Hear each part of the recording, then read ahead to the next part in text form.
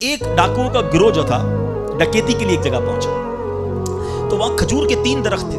ایک درخت خشک تھا یعنی اس میں پھل نہیں لگے ہوئے تھے, دوسرا درخت پھلدار تھا. تو ڈاکو کا سردار نے دیکھا کہ ایک چڑیا جو ہے وہ پھلدار درخت سے اڑتی ہے, خشک درخت پر جاتی ہے, واپس پھلدار درخت پہ آتی ہے, پھر خشک درخت پر جاتی ہے. تو اس نے کہا چکر لگائی جا رہی ہے کوئی ماجرا ہے. تو اس نے غور سے دیکھا تو کیا دیکھا کہ وہ چڑیا جو ہے وہ پھلدار درخت سے جو ہے وہ کھجور لیتی ہے, اور جب خشک درخت پر جاتی ہے تو وہاں ایک اندھا سانپ منہ کھولے بیٹھا ہے. وہ چڑیا جا کر اس کے منہ میں کھجور ڈال کے آتی ہے, پھر دوبارہ جاتی ہے کھجور لا کر پھر اس سانپ کے منہ میں ڈالتی ہے. وہ جب ڈاکوؤں نے دیکھا تو وہ تو حیران ہو گیا, رونے لگ گیا کہ اے اللہ پاک, یہ وہ جانور ہے سانپ جس کو مارنے کا حکم تیرے پیارے حبیب علیہ السلام نے دیا ہے, کیونکہ یہ مسلمانوں کو تکلیف پہنچاتا ہے. مگر تو نے جب اس کی آنکھیں لی تو اس کے رزق کا انتظام کر دیا اور ایک چڑیا کی ڈیوٹی لگا دی کہ وہ جا کر اس کو کھانا پہنچائے. تو میں تو اشرف المخلوقات ہوں, میں تیرے بندوں کو لوٹ رہا ہوں. اے اللہ تو میری توبہ قبول فرما, میں آئندہ ایسا نہیں کروں گا. یہ رونے لگا.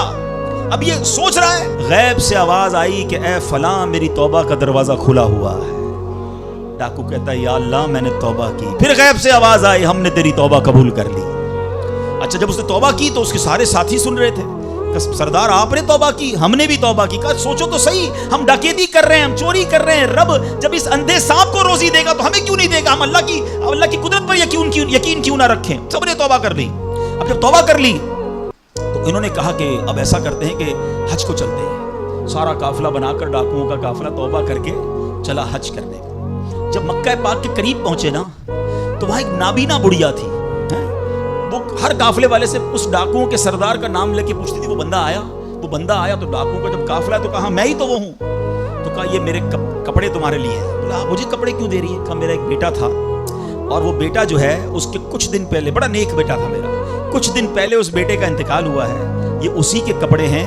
3 دن سے مسلسل نبی پاک علیہ السلام میرے خواب میں تشریف لا رہے ہیں اور فرما رہے ہیں کہ اس نام کا بندہ آئے گا, اس کو یہ کپڑے دے دینا.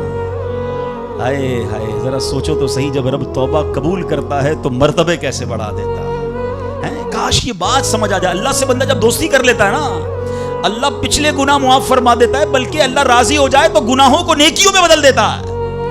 مگر کیسے اس ڈاکو کو توبہ نصیب ہوئی؟ یقین.